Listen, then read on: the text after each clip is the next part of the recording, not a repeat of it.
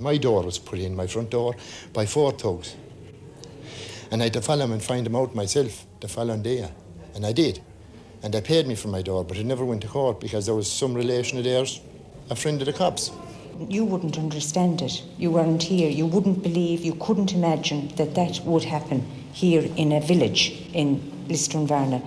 A vote was taken concerning the festival, as we call it, and the town voted for never ever allowing the festival to be held in or near Lisdoonvarna again. How representative, in fact, was that meeting? You mentioned the town voting. I think there were nearly 100 people at it. There was, I'd say, a representative from nearly every household in the town. There were also people there from the surrounding areas, maybe representing those people living in a more isolated way than in the general centre of the town. And I feel that business people were there were family people, people who have to live alone.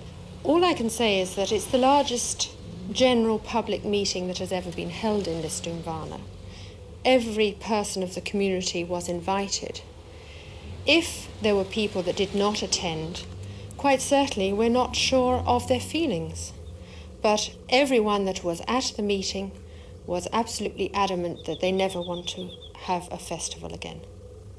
Many people might feel or be inclined to ask what exactly went wrong in Lisdoonvarna at the festival. What took place that was so terrible, other than perhaps a little bit of drinking? Well, they have used the name of Lisdoonvarna for the festival, but the festival is not in Lisdoonvarna. The festival is 2.5 miles away, near Doolin. Now, the majority that come to Lisdoonvarna, the town, don't hear one note of music. They just come to the town maybe for 3 or 4 days. They sleep in their cars. They have no money available to purchase food. They just buy the cheapest of wine, the cheapest of cider, and they just come for drink, and many too come for drugs. Was it really Sodom and Gomorrah come to County Clare?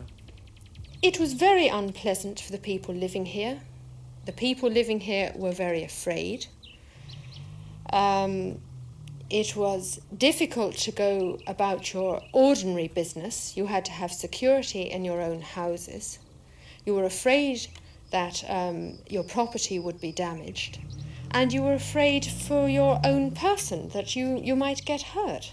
And I was extremely pleased that my 2 children were luckily away on holiday and they didn't have to see all the goings-on that were happening in the streets. It was all drugs, sex, you name it. Now that's just what on in the street, in sleeping bags right in front of my own door. In front of my own door. Couples in sleeping bags and right in front of my own door. It affected our guest house because my regular visitors left and went home and we had to keep our door closed. I think we feel at this stage we've put up with a similar type of intimidation for 5 to 6 years now, although the first festival that was held actually in the town was reasonably quiet. But I think the people of the town now feel that they've had enough and they're just not prepared to put up with it any longer. The Doolin people decided they do not want any future festival in this area. And this year it was worse than any of the years previously. The crowd was much tougher and they seemed to want trouble from the beginning. For instance, on the Saturday evening, a biking gang arrived in Roadford and they just took over the place altogether. They frightened all the people that live in the area. They beat up lots of people that were there, both visitors to the festival and some of the residents of the area. And everybody was terrified. And like the festival, it shouldn't bring that type of people around. The people of the area don't like it. First of all, on the Saturday evening, one fella ran his motorbike through one of our back windows, and then it seemed to be all motorbike trouble we had. On the Sunday, somebody tried to drive their motorbike in our front door. They were stopped, of course, but they did try. When you get any large gathering of people, you can expect a certain amount of rowdyism. And which there was a certain amount of rowdyism at Lisdoonvarna this year. I don't think it was anything inordinate compared with other years. And for some reason, people have reacted very strongly against it this year. And my opinion is the whole thing has been blown completely out of proportion. Well, sex in the street, drugs, and all the rest, is that a bit out of the ordinary? Well, I mean, I've heard claims of this, but I mean, actual proof or incidents have never been noted.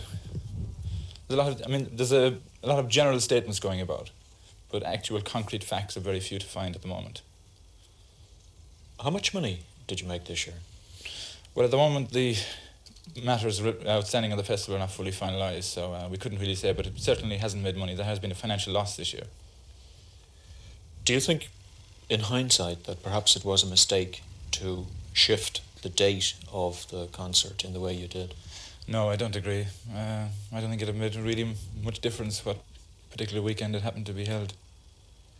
What do you say to the allegation that, in effect, you have destroyed the Lisdoonvarna traditional August holiday market? I wouldn't agree with that anyway whatsoever. The tourist trade in Lisdoonvarna in August is not that strong. I mean, basically, they got 1 month, which is the month of September.